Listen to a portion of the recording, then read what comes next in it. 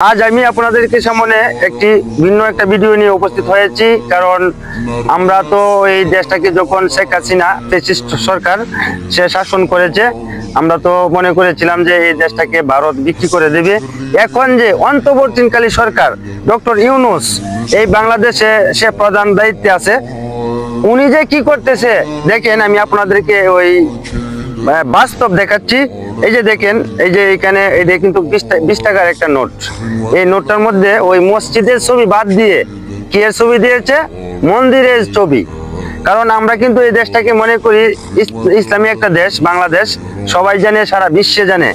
এখানে মসজিদের ছবি বাদ দিয়ে আরেকটা আছে যে বুদ্ধ বিহার অপর পৃষ্ঠায়। এটা কি ঠিক হইলো ভাই? আপনারা যারা এই ইসলামী রাষ্ট্র এই বাংলাদেশকে দাবি করেন, সবাই কমেন্টের মাধ্যমে জানিয়ে দিবেন এইটা কি ঠিক হইলো না বেঠিক হইলো, আপনারা বলে দিবেন। আর এই যে দেখেন, এই যে আরেকটা, এটা হলো পুরান একটা 20 টাকা নোট।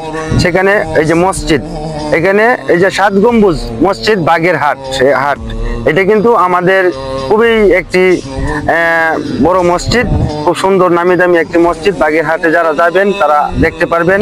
হ্যাঁ, জাহাঙ্গীর খান জাহান আলীর এখানে এই মাজারটা, এই মসজিদটা উপস্থিত।